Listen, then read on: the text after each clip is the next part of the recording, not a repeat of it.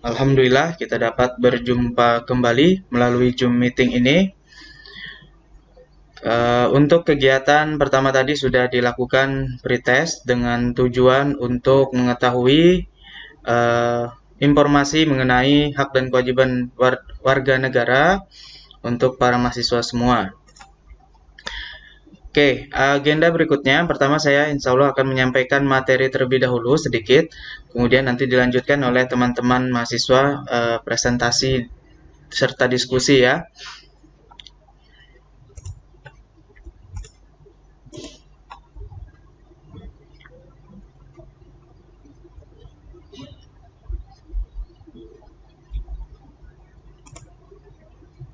Baik, tampilan slide-nya terlihat oleh teman-teman mahasiswa.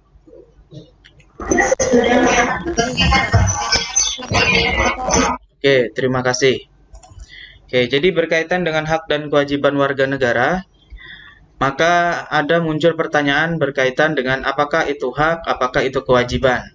Nah, maka yang berkaitan dengan hak itu merupakan segala sesuatu yang harus diterima dan dimiliki oleh masing-masing individu masyarakat atau semua warga masyarakat.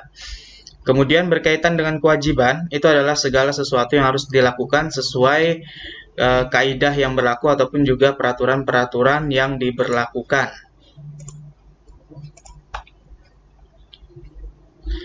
Kemudian berkaitan dengan hak dan kewajiban, maka di sini saya mencoba untuk menyampaikan berkaitan dengan kewajiban dulu sebelum kita menuntut hak kita.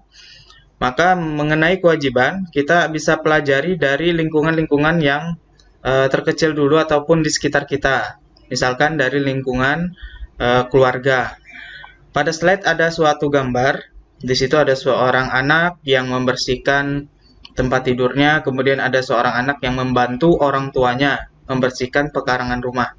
Nah, tentu ini merupakan contoh dari kewajiban anak yang tentunya positif ya, kegiatan kewajiban yang akhirnya menimbulkan kegiatan-kegiatan yang positif. Kemudian selain dari lingkungan keluarga ataupun juga lingkungan di rumah masing-masing, maka ada juga kewajiban pada satuan pendidikan, yaitu ini kebetulan gambar yang saya dapatkan atau saya peroleh, ada seorang anak ya yang sedang belajar. Nah, artinya ini adalah menunaikan kewajibannya sebagai seorang siswa ataupun juga sebagai peserta didik. Nah, ini adalah contoh bagaimana kewajiban-kewajiban kita yang ada di lingkungan-lingkungan sekitar kita atau yang lebih terdekat, mulai dari keluarga, kemudian ke jenjang satuan pendidikan. Rasanya teman-teman mahasiswa bisa banyak sekali ya memberi contoh mungkin berkaitan dengan kewajiban-kewajiban. Kemudian ada kewajiban yang lebih luas, yaitu adalah di lingkungan masyarakat. Nah, di sini ada beberapa gambar di mana ada sekelompok masyarakat yang memprogramkan siskamling, artinya untuk menjaga keamanan di wilayahnya, kemudian untuk menjaga ketertiban, untuk menimbulkan kondisi yang kondusif selalu. Kemudian ada kumpulan dari masyarakat yang melakukan kegiatan gotong royong untuk membersihkan pekarangannya. Ini juga sangat positif. Kemudian adanya petugas kepolisian yang menjaga lalu lintas, yaitu merupakan kewajiban dia mengayomi masyarakat, membantu masyarakat. Kemudian contoh-contoh lainnya itu dapat kita lihat dari poin-poin ini. Sebagai warga masyarakat, kita berkewajiban ikut menjaga dan merawat lingkungan alam agar terjaga kelestariannya. Nah, tentu ini perlu kita tingkatkan kesadaran diri, kemudian mengajak dari komunitas kecil yaitu keluarga, kemudian tetangga, serta masyarakat yang lebih luas. Nah, tujuannya agar tidak nantinya berdampak pada diri kita. Karena jika terjadi yang namanya kerusak lingkungan, tentu banyak sekali ada dampak negatifnya seperti banjir, longsor, yang itu akan membuat diri kita sangat susah beraktivitas, sangat juga mengganggu kestabilan dari masyarakat. Nah, kemudian kita juga kewajiban memelihara tumbuhan dan menjaga serta melestarikan hewan-hewan. Artinya agar tidak punah, karena salah satu bagian dari kegiatan menjaga keseimbangan dan pelestarian lingkungan. Itu adalah memelihara dan menjaga tadi, serta melestarikan makhluk hidup. Kemudian ada kelestarian hewan maupun tumbuhan, manfaatnya nanti untuk kelangsungan hidup manusia juga. Kita juga berkewajiban untuk menjaga dan memelihara sumber daya alam ya kita lain seperti air agar tidak tercemar serta juga dapat menghemat pemakaiannya.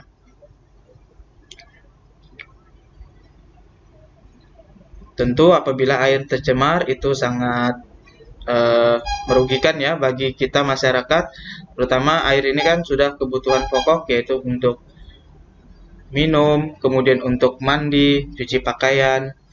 Nah, maka apabila tercemar ini sangat membahayakan sekali. Oleh karena itu tugas kita berkewajiban untuk menjaga serta memeliharanya. Kemudian bagaimana tadi cara kita agar tidak tercemar? Nah, tentunya kita tidak membuang sampah di sungai. Maka kita mengikuti program pemerintah berkaitan dengan aturan waktu membuang sampah, kemudian juga membuang sampah pada tempat yang telah disediakan, tidak di selokan, tidak di pinggir jalan, ataupun juga tidak ke sungai. Kemudian juga tidak membuang limbah rumah tangga mungkin ya, seperti pemakaian sabun cuci, kemudian ada penggunaan zat-zat yang membahayakan bagi kelangsungan air tersebut, yaitu ada pewangi, pelembut pakaian, dan sebagainya. Kemudian contoh kewajiban yang lainnya, kita itu perlu menghemat namanya pemakaian listrik. Nah, karena salah satu sumber energi yang terus dijaga, maka kita perlu mewujudkan yang namanya hemat listrik. Banyak hal yang bisa dilakukan, misalkan untuk apabila tidak adanya kegunaan yang tidak bermanfaat, maka mungkin bisa di-off-kan ataupun dimatikan, seperti penggunaan televisi, lampu, kipas angin. Kemudian hikmahnya kita menjaga atau memelihara lingkungan yang ada di sekitar kita, itu juga sebagai implementasi wujud syukur kita terhadap Allah Subhanahu wa Ta'ala atas segala ciptaannya.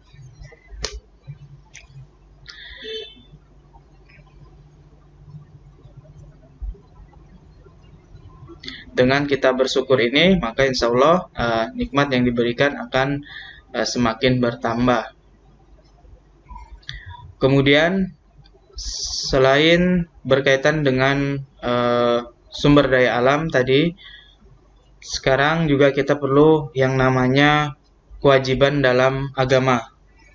Nah, dilihat pada slide bahwa gambar beberapa rumah ibadah, artinya banyak sekali yang nanti di situ menjalankan kewajiban agamanya menurut agama atau kepercayaannya masing-masing.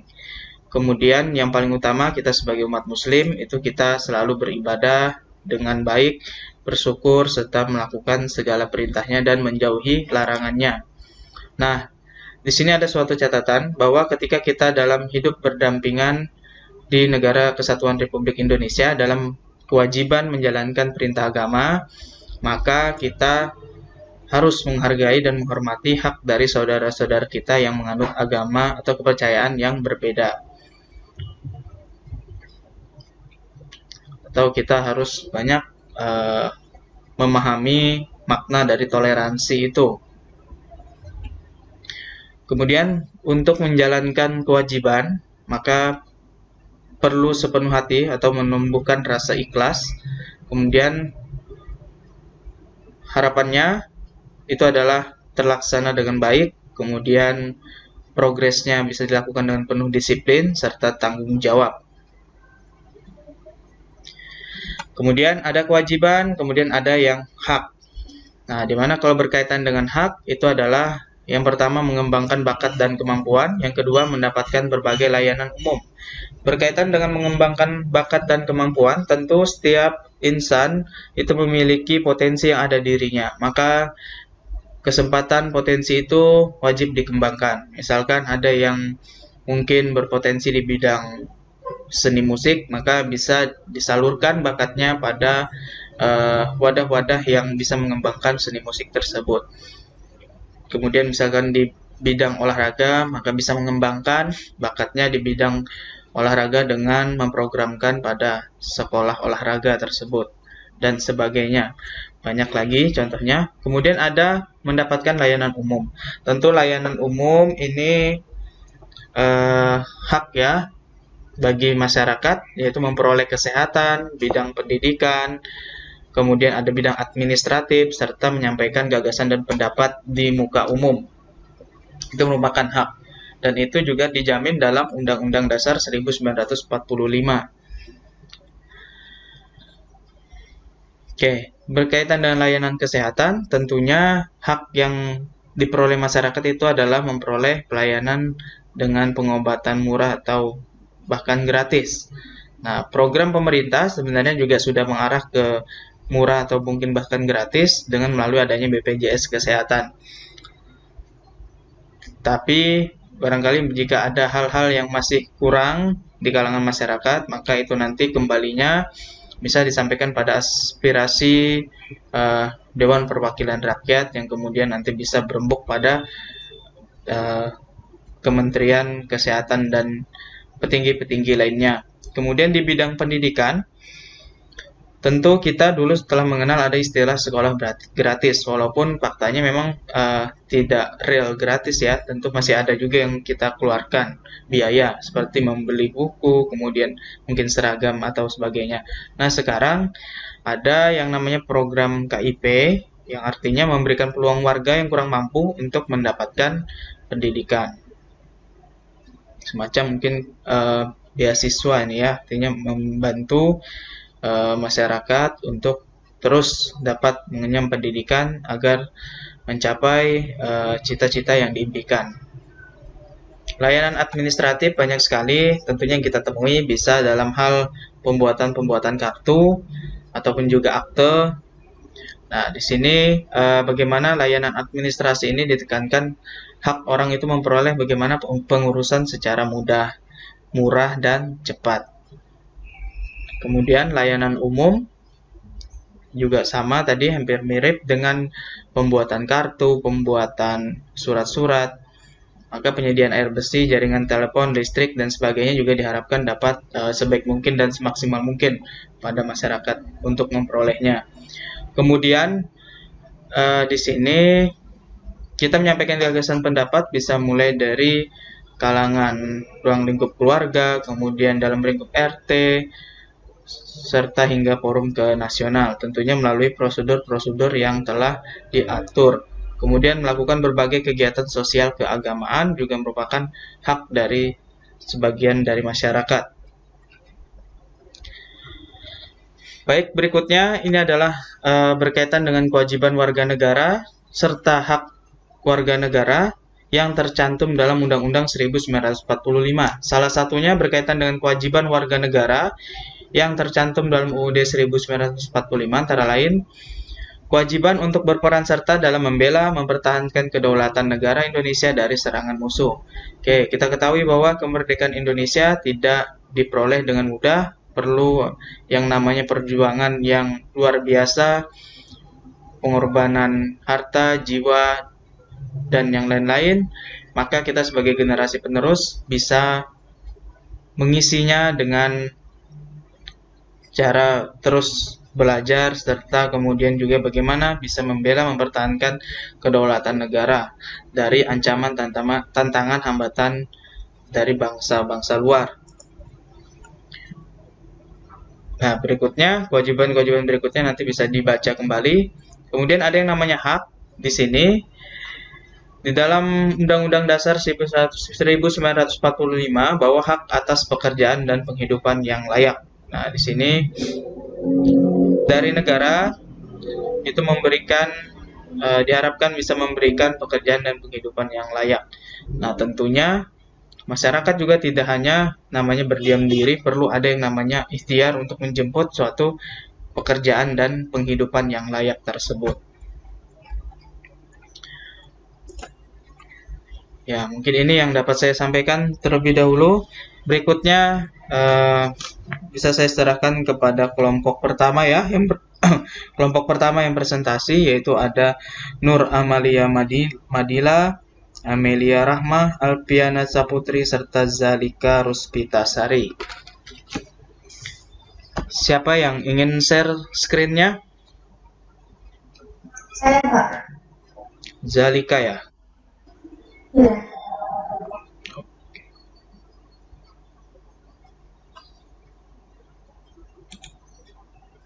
Oke. Nanti Zalika kalau sudah selesai presentasinya tolong hostnya dikembalikan ya. Iya. Oke. Mungkin silakan bisa dimulai, waktunya hanya 15 menit saja ya menyampaikan materinya, kemudian kita lanjutkan diskusi. Silakan. Iya, Pak.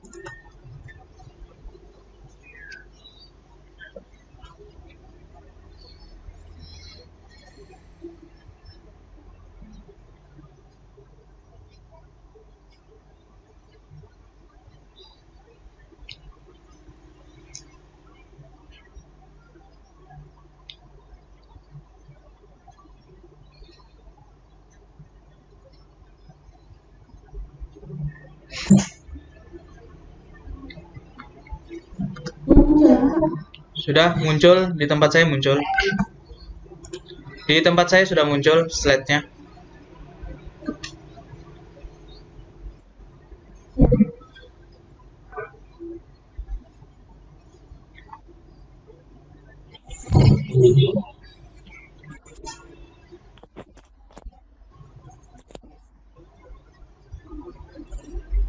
Baik, sebelumnya terima kasih Bapak atas kesempatan yang sudah diberikan kepada kelompok kami untuk memaparkan materi pada pertemuan kali ini.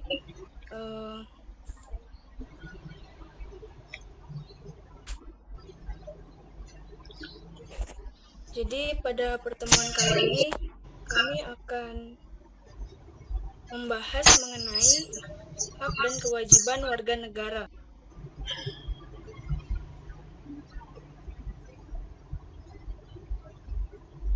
Ada 4 orang, yang pertama Amelia Rahmah, Alfiana Saputri, Zalika Ruspitasari, dan saya Nur Amalia Madila. Baik, langsung saja masuk ke pengertian bangsa dan negara. Bangsa menurut KBBI adalah kelompok masyarakat yang bersamaan asal keturunan, adat, bahasa, dan sejarahnya, serta berpemerintahan sendiri.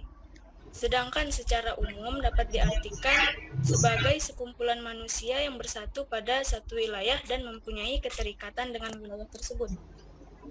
Dan selanjutnya pengertian negara. Negara menurut KBBI adalah organisasi dalam suatu wilayah yang mempunyai kekuasaan tertinggi yang sah dan ditaati oleh rakyat. Secara umum, negara adalah suatu daerah atau wilayah yang ada di permukaan bumi yang di dalamnya terdapat suatu pemerintahan yang mengatur politik, sosial, budaya, dan pertahanan, keamanan, dan sebagainya. Selanjutnya,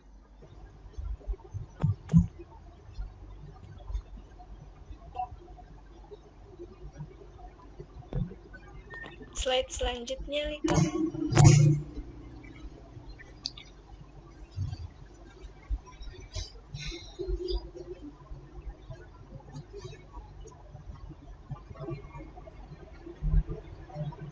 Kemudian selanjutnya adalah proses berbangsa dan bernegara. Jadi dalam berbangsa dan bernegara itu tentu kita mempunyai proses atau dalam artian tahap-tahapan yang berkesinambungan, Jadi secara ringkas, proses tersebut adalah perjuangan pergerakan kemerdekaan Indonesia, yang kedua, proklamasi atau pintu gerbang kemerdekaan, yang ketiga, keadaan bernegara yang nilai-nilai dasarnya ialah merdeka, bersatu, berdaulat, adil, dan makmur. Bisa dilanjut? Selanjutnya adalah identitas nasional.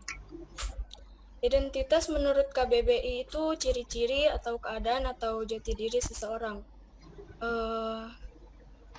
Dalam sumber lain, identitas juga bisa diartikan sebagai tanda atau sifat khas. Kemudian, identitas menurut Stella Ting Sumay merupakan refleksi diri dari cerminan diri yang berasal dari keluarga, gender, budaya, etnis, dan proses sosialisasi. Sedangkan identitas nasional sendiri adalah sifat khusus atau kepribadian suatu bangsa. Di sini ada identitas bangsa Indonesia. Mungkin masih banyak lagi, tapi yang kami dapatkan hanya segini. Jadi yang pertama itu bahasa nasional, itu ada bahasa Indonesia. Kemudian bendera negara, sang merah putih, lagu kebangsaan Indonesia Raya, lambang negara, burung Garuda, semboyan negara Bhinneka Tunggal Ika, dasar negara Pancasila, konstitusi negara Undang-Undang Dasar 1945, kemudian bentuk negara adalah republik.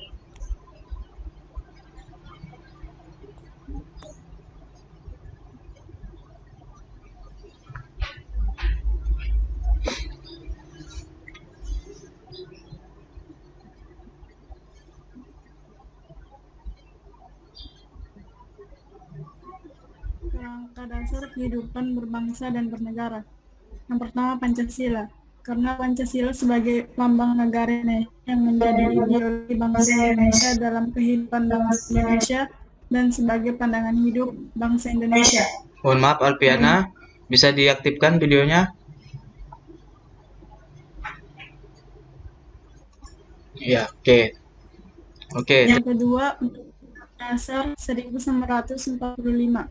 Karena Undang-Undang Dasar 1945 sebagai aturan yang membentuk karakter bangsa Indonesia. Yang ketiga, NKRI, sebuah negara yang terdiri dari banyak pulau tapi bisa bersatu sebagai suatu negara. Yang keempat, semboyan, sebagai semboyan bangsa Indonesia yang mempersatukan bangsa Indonesia yang terdiri berbagai macam suku dan budaya serta agama yang mengajarkan agar tidak membedakan satu dengan lainnya.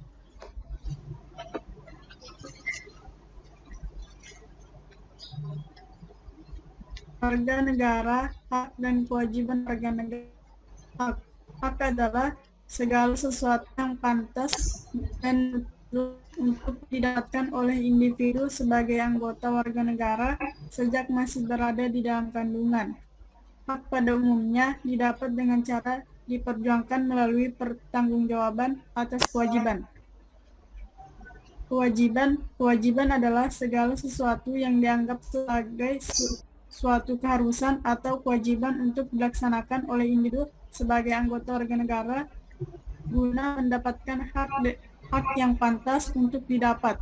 Kewajiban pada umumnya mengarah pada suatu keharusan atau kewajiban bagi individu dalam melaksanakan peran sebagai anggota warga negara guna mendapat pengakuan akan hak yang sesuai dengan pelaksanaan kewajiban tersebut.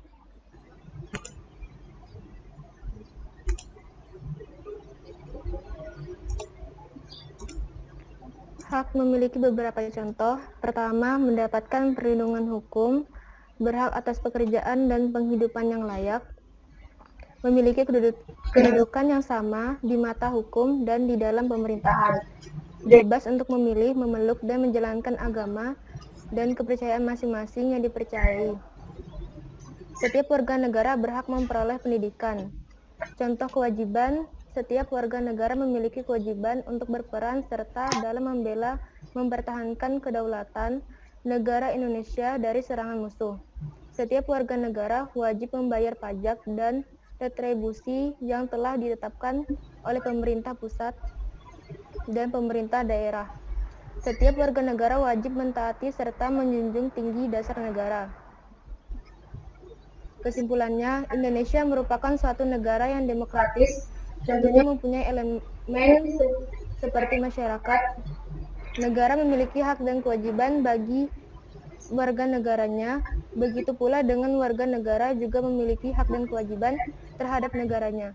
Hak dan kewajiban merupakan suatu hal yang terkait satu sama lain sehingga dalam praktiknya harus dijalankan dengan seimbang.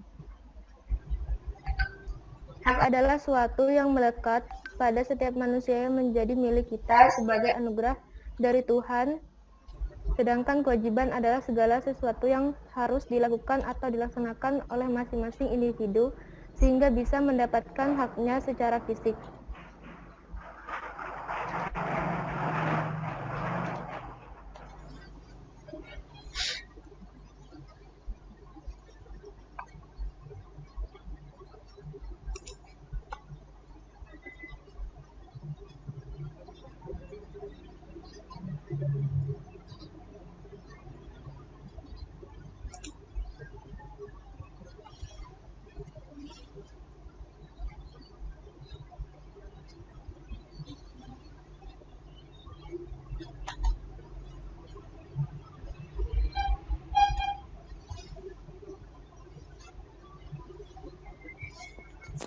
Baiklah, mungkin itu saja yang bisa kami sampaikan pada pertemuan kali ini. Untuk lebih jelasnya, teman-teman bisa lihat PowerPoint ataupun makalahnya di Google Classroom dalam bentuk PDF sudah kami share di sana.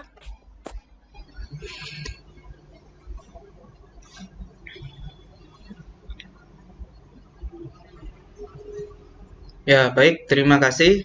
Berhubung ini waktunya mau habis ya. Jadi berikutnya bisa kita lanjutkan melalui WhatsApp. Kemudian untuk pertanyaannya silakan 2 orang. Boleh pertanyaan, boleh juga menanggapi isi dari makalah dari kelompok pertama ini. Ya, saya persilahkan. Ya, mungkin masih ada 3 menit 57 detik bisa ditanyakan secara langsung gitu ya di sini. Terima kasih. Saya ingin bertanya, Pak. Ya, saya mungkin langsung diarahkan ke moderator ya.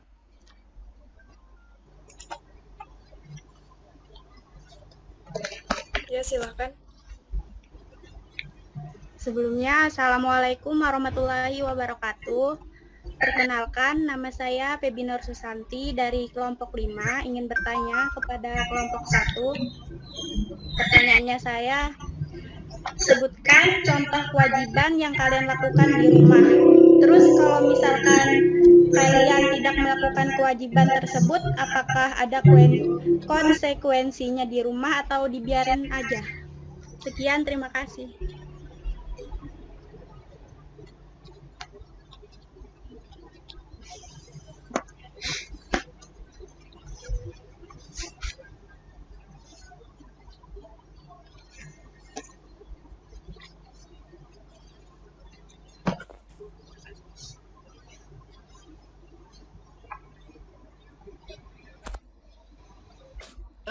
Baiklah, ini pertanyaannya ditujukan ke satu orang atau semua anggota kelompok?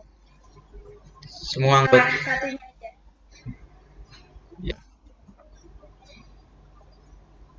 Kenapa? Mungkin dicontohkan satu orang aja.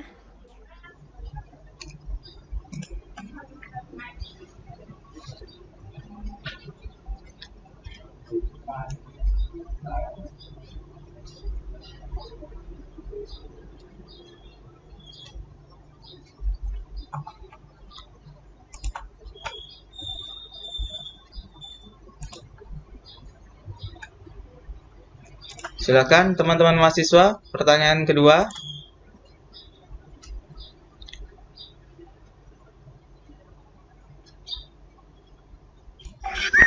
Saya mau tanya.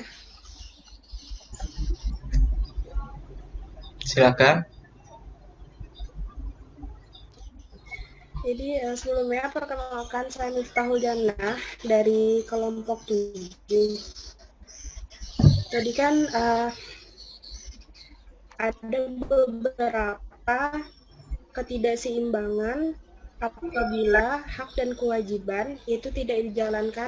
Jadi kira-kira apakah ada contohnya ketidakseimbangan seperti apa kira-kira yang terjadi bila kewajiban dan hak tersebut tidak dijalankan secara bersamaan? Terima kasih.